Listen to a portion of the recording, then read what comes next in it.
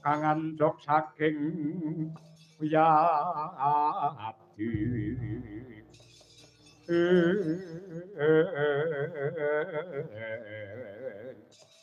enggal kang cinarita bisa kamunggal kawi ora kaya ing mapan alun-alun negari Tunggul Malaya Prabu Dewa Srani nyarirani pribadi angawe Prawadya Baladanawa pating gereng pating gero tandrane kaya macan 1000 mungguing krangkengan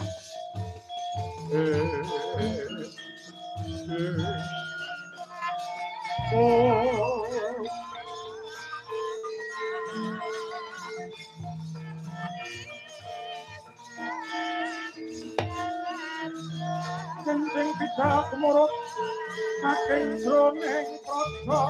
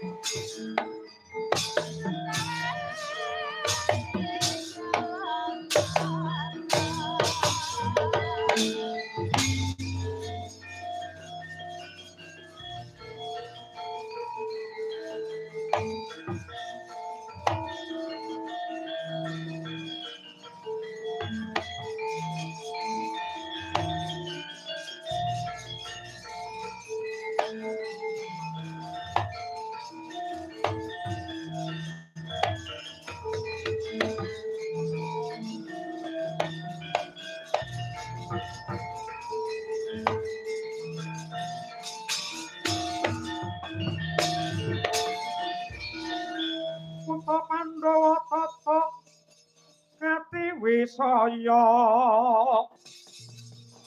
Indriyaksa sarame kruta bawana ana margana sami rana lan warayang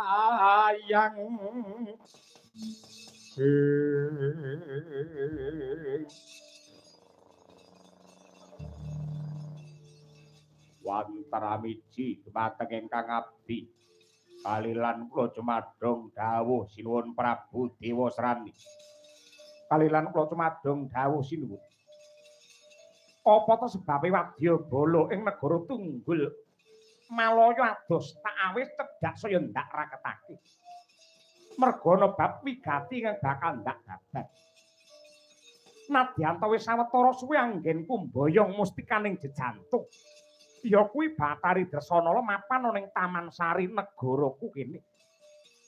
Ning parandene 1000 dalan tak temoho pirang-pirang cara tak budidaya. Tetep Dresanala lumuh leladi klawan Dewa Srani. Semune ingkang demana musik sajroning batin. Mung panengah Pandhawa ya kuwi si Janaka. Mula kang mangkono. Patih Srenggayaksa. Ados pundi sinuwun. Ripalungguhan iki anggenmu dandan aja kok kendhane kepara malah kenceng ngono. Nganti Prawadya bala sawetara siaga ing diri sawiga ing gati. Golek ana sing jenenge Raden Arjuna. Sapa sing bisa mocok janggane Janaka bakal nampa ganjaran gedhe saka panjenengan ingsun. Boten langkung sendika ngestakaken dawuh keparingipun bidhal benjang menapa. Nadyan sambung obor colok lintang rambatan pundak. Liwata dalan sisih etan. Wadyabala Tunggul Malaya budhal